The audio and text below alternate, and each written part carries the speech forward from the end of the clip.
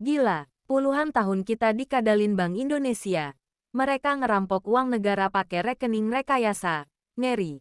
Dulu singkat-singkat nanti secara lengkapnya bisa ditambahkan secara tertulis. Ya, terima kasih Bapak-bapak dan Ibu Hakim Majelis. Saya kira kalau saya agak marah itu tadi karena jelas kok dikatakan bukan dia yang menerima uang itu, tapi bank yang lain.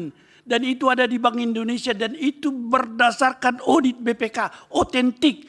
Tapi tidak ada tanggapan dari pemerintah maupun menurut saya ini ada pencurian atau korupsi kalau dia itu pejabat negara. Tapi tidak dibicarakan. Tidak ada uang itu mengalir sama mereka. Tetapi sekarang dibebankan ini menjadi soal besar. Bukan soal keadilan yang ringan ini. Kepastian hukum itu adalah kepastian yang adil. Kok saya tidak berutang, tapi saya dihukum-hukum ini.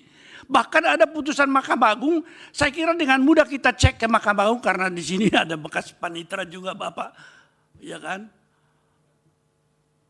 Pak Ridwan, ya, pasti bisa mengetahui proses seperti ini. Mahkamah Agung telah mengatakan tidak pernah menerima permohonan kasasi perkara banding yang diajukan oleh BPPN atau PUPN melalui Kejaksaan Agung. Tapi muncul hutang 400 miliar atau 800 miliar.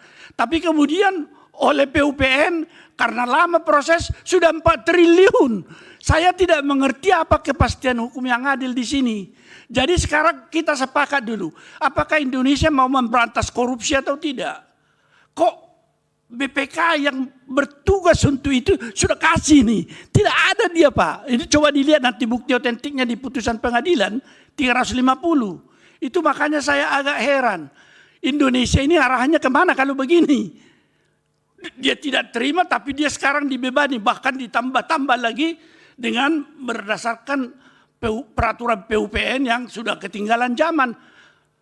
HAM sudah masuk secara lengkap di konstitusi kita Pak. Itu dia seorang penulis mengatakan constitutionalization of human rights menimbulkan masalah hierarki lagi intra konstitusi itu dia lebih unggul dari norma yang lain.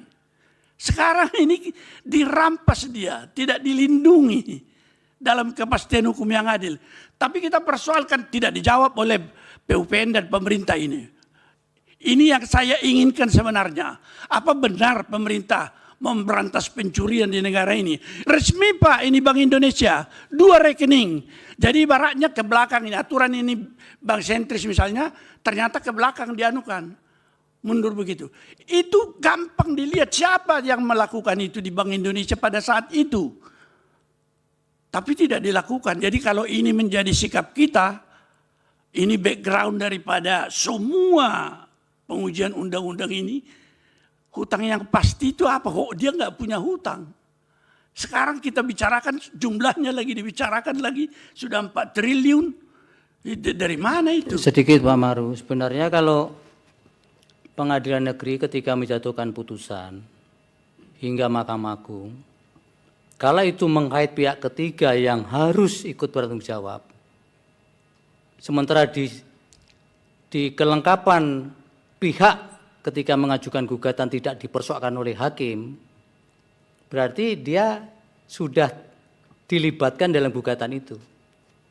Sehingga ketika ada amar putusan, kemudian dijatuhkanlah hukuman kondemnatornya terhadap pihak yang ada di perkara itu. Kalau tidak, hakim kan pasti akan mengatakan syarat formilnya kurang, pihaknya kurang. Gimana Pak Maru? Jadi ini adalah di dalam perkara itu BPK itu adalah saksi Pak dan membawa hasil pemeriksaan. Dia bukan tergugat. Oleh karena itulah oleh PN dikatakan ditolak gugatan PUPN. Di mana sih ada utangnya kan? Gak ada. Itu persoalannya sekarang. Tetapi kemudian ya pendapat pengadilan tinggi NO ya kurang lebih itulah forumnya barangkali bukan itu atau saya kurang tahu. Tapi saya tertarik pada pasal putusan 350. Kemudian ada putusan 1688 dikatakan Mahkamah Agung tidak pernah menerima permohonan kasasi terhadap perkara yang di selatan dan di pengadilan tinggi. Dari mana dia muncul, Pak? Tentu mereka kalau ada permohonan kasasi, ada relas pemberitahuan kasasi, ada relas penyerahan memori kasasi. Tanpa memori kasasi dalam Undang-Undang Mahkamah Agung, jurisprudensi, tidak ada perkara kasasi yang diterima. Tadi itu muncul sekarang. Tapi tidak dipersoalkan. Persoalannya apakah kita serius atau kita ikut mendukung pencurian di negara ini. Saya menjadi ragu-ragu ini bagaimana program Pak Prabowo yang mengatakan mengejar koruptor sampai ke Antartika. Yang lain barangkali nanti saya akan jawab tertulis, Pak. Tapi ini menjadi sikap kita seperti apa? Membela kebenaran dan keadilan itu. Yang lain, saya Pak, kira pertanyaan yang lain? Cukup yang... Saya kira nanti saya tulis. Secara tertulis ya, Pak ya. Terima kasih, Pak. Baik. Prof. Nindya silakan, Prof.